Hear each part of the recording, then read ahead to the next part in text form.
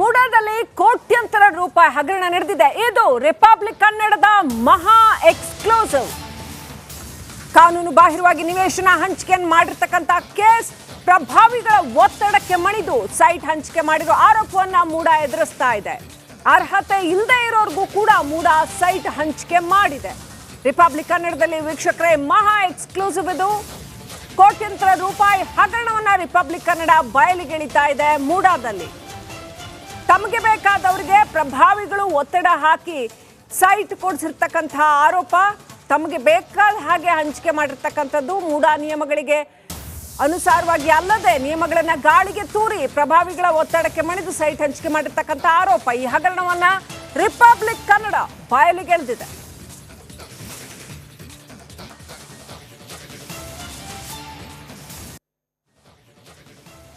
ಮೂಡಾದಲ್ಲಿ ಯಾವ ರೀತಿಯ ಹಗರಣ ಆಗಿದೆ ಅನ್ನುವಂಥದ್ದು ದಾಖಲೆಗಳ ಸಹಿತವಾಗಿ ಮತ್ತು ಸಾಕ್ಷ್ಯಾಧಾರಗಳ ಸಹಿತವಾಗಿ ಯಾವ ರೀತಿಯಲ್ಲಿ ರಿಪಬ್ಲಿಕ್ ಕನ್ನಡ ಬಯಲಿಗೆಳೆದಿದೆ ನೀವು ನೋಡ್ಬೋದು. ಕೇಸ್ ಸ್ಟಡಿಯನ್ನು ಇಟ್ಕೊಂಡು ನಾವು ಹೇಳ್ತಾ ಇದ್ವಿ ಯಾವ ರೀತಿಯಲ್ಲಿ ಮೂಡಾದಲ್ಲಿ ಅರ್ಹತೆ ಇಲ್ಲದವರಿಗೆ ಸೈಟ್ ಹಂಚಿಕೆ ಮತ್ತು ಅರ್ಹತೆ ಇರುವವರಿಗೆ ಸಿಕ್ಕಿಲ್ಲ, ಎರಡೂ ಕೂಡ ನೋಡಬಹುದಾಗಿದೆ.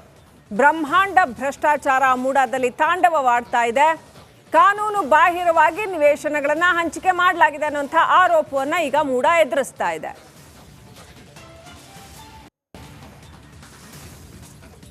ಈ ಅಕ್ರಮ ಕೇಸನ್ನ ಸಿಬಿಐಗೆ ಕೊಡಬೇಕು ಅನ್ನೋಂಥ ಒಂದು ದೊಡ್ಡ ಕೂಗು ಕೂಡ ಕೇಳಿ ಬರ್ತಾ ಇದೆ. ಮೂಡಾದಲ್ಲಿ ಆಗಿರ್ತಕ್ಕಂಥ ಅಕ್ರಮವನ್ನ ಅದಕ್ಕೋಸ್ಕರ ಪ್ರತಿಪಕ್ಷ ಕೂಡ ಧ್ವನಿಯನ್ನು ಎತ್ತಿದೆ. ರಿಪಬ್ಲಿಕ್ ಕನ್ನಡದಿಂದಾಗಿ ಮೂಡಾ ಹಗರಣ ಬೆಳಕಿಗೆ ಬಂದದ್ದು ವೀಕ್ಷಕರೇ. ಕೆಲ ದಿನಗಳ ಹಿಂದೆ ಮೂಡಾದ ಈ ಹಗರಣವನ್ನ ರಿಪಬ್ಲಿಕ್ ಕನ್ನಡ ಬಯಲಿಗೆಳೆದಿತ್ತು.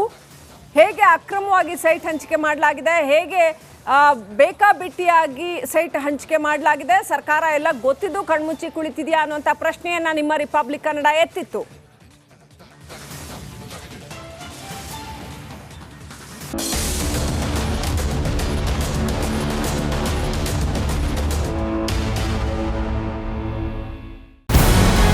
ನಮಸ್ಕಾರ, ಕರ್ನಾಟಕ ಪ್ರೈಮ್ ಟೈಮ್ಗೆ ಸ್ವಾಗತ. ನಾನು ಜಯಪ್ರಕಾಶ್ ಶೆಟ್ಟಿ. ಇಡೀ ಕರ್ನಾಡು ಇವತ್ತು ರೆಬೆಲ್ ಆಗಿ ನಿಂತಿದೆ. ಈ ಹಗರಣಗಳನ್ನು ಸದನದಲ್ಲಿ ಪ್ರಸ್ತಾಪ ಮಾಡಲು ಕೂಡ ಕಾಂಗ್ರೆಸ್ ಹಿಂದೇಟು ಹಾಕಿದ್ದೇಕೆ? ನಿಮ್ಗೆ ಸಂಬಳ ಅದಕ್ಕೆ, ನಿಮಗೆ ವಾಹನ ಅದಕ್ಕೆ, ನಿಮಗೆ ವೆಪನ್ ಅದಕ್ಕೆ, ನೀವು ಅದನ್ನು ಸೆರೆ ಹಿಡಿಬೇಕಾಗಿತ್ತು.